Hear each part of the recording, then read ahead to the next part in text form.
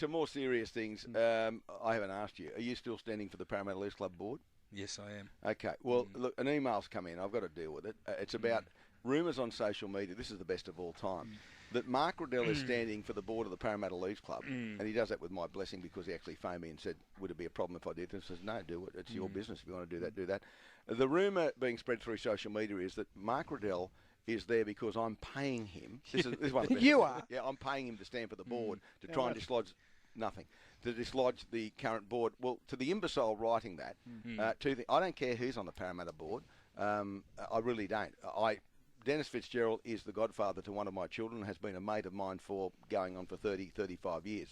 But I've got to ask this question, seeing that it's been raised by the emailer. Answer the question is for the social media types. No, I'm not paying Mark Riddell to stand for the board. Mark Riddell, out of courtesy, before he nominated, phoned me and said, would it create a problem if I stood for the board as far as my job at the continuous call is concerned? And I said, no, it doesn't. Bob, of course, has a connection with Manly. If Darryl decided he wanted to stand for the board at Penrith or Canterbury, his old clubs, I wouldn't have an objection to that. And if Bob wanted to stand for the board, I wouldn't have an objection to that. In fact, people are free to do what they want to do apart from where they work. Anyway, the emailer says the current four-member board has ruled the following strong opposition club members ineligible for various reasons. They are Ray Price, Lawrence Shepherd, who was a board member and they've excluded him for some bizarre reason, Dennis Fitzgerald, who they say was sacked for misbehaviour, and Ben Smith. Fitzgerald wasn't sacked. He got a payout, I think a six-figure payout, and was allowed to keep the car by the previous board for another 9 months, so I don't know where they go from. But it does appear, the emailer says, the board led by Mr Sharp and a bloke called Tom Issa. Look, I don't know Mr Issa, but I find him just contemptible. I don't like him at all, and I don't know him, I don't want to know him. They appear to be wanting to hang on to the positions. Now, I interviewed Bill Moss recently on my Saturday morning show, and Bill Moss wanted to set up a bit like the thoroughbreds in Brisbane, a group of business people, to actually make sure that there was money coming in for third-party groomers, which is quite legal. And one of the board members I've mentioned said, well, hang on a sec, you could be really powerful and you could take over the board. And Mr Moss said, well, actually, I could take it over any time I wanted to, really. But no, I'm not interested. Mr Moss, of course, suffers from a terminal illness, and he's a lover of Parramatta. He grew up in Guildford. So would you believe this dysfunctional board headed up by Stephen Sharp and the equally dysfunctional Tom Issa told Mr Moss they didn't want him anymore. Now, how do I know that? Mr Moss told me on air. Mr Moss told me, one of Australia's leading business people was told by the Parramatta board they didn't want his help. So it's rumoured that members of the board are there as puppets to another member of the board. But at the end of the day, the answer to the question is, do I support Mark Riddell being a member of the Parramatta Leagues Club board? If he wants to be, good luck to him. Am I paying him to do it? No, I'm not.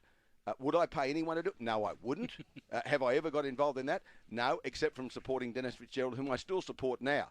Now, I believe Stephen Sharp is a very, very good man, but unfortunately he's completely out of his depth in terms of business acumen, and they need business people on the board. I believe there are other people there who aren't such good people on the board. You can make your own assessment on who they might be. But let me say to you that if Mark Riddell's name is on a ticket for the Leagues Club elections at Parramatta, I would fully support that ticket, and I don't know who else is on the ticket. But anyone bar the current board, that's who I'd support. Because while the previous board was dysfunctional and in some ways acted, I think, improperly, the current board are a bunch of nincompoops. 131873 is the open line number, 2GB.com, and it would be very good for Mr Sharp, Mr Easter and others to stop putting rumours about me paying Mark Riddell to be on the board. If he beats you, gentlemen, he'll beat you on his own merits, because he'll do the job better than you, along with his ticket. 131873, 2GB.com. Click on the feedback icon if you'd like to join us. I mentioned a name there at the Parramatta Leagues Club elections, Ben Smith, who obviously has had a long career with the club. I don't know Ben, apart from calling him as a footballer. I'd probably have met him a few times, but I wouldn't class him as a friend or probably even an acquaintance. He would know me better than I know him. But an email has just told me that he's been stood down from standing for the board because recently he invoiced the club for a corporate function to the tune of $300 as a private contractor. In other words, they got him there to do a private function. He invoiced them. And someone decided after accepting his nomination that because he is, quote, an employee of the club, he can't stand for the board election, which, I mean, what it tells me is Mr Sharp and Mr Issa and the rest of them there are running scared. It seems like they want to eliminate the opposition via stealth. The bloke did one job, I'm told, invoiced them for the job he did. That would make him a contractor, not an employee, I would think. But you see what they do, they rule them ineligible knowing that Mr Fitzgerald or Ben Smith have to take the matter to the Supreme Court. Mr East and Mr Sharp would use the club's resources to defend their position, costing them individually nothing, while Fitzgerald and Smith would have to dip into their own pockets to fund a $20, $30, $40 or $50,000 litigation to get themselves reinstated. So they do it. So we are talking about the football club here, or the Leagues Club. The Leagues Club. The football club doesn't exist anymore. Yeah, okay, right. It's a Leagues Club which runs everything. 131873 is the open line number, 2GB.com. Click on the feedback icon if you would like to.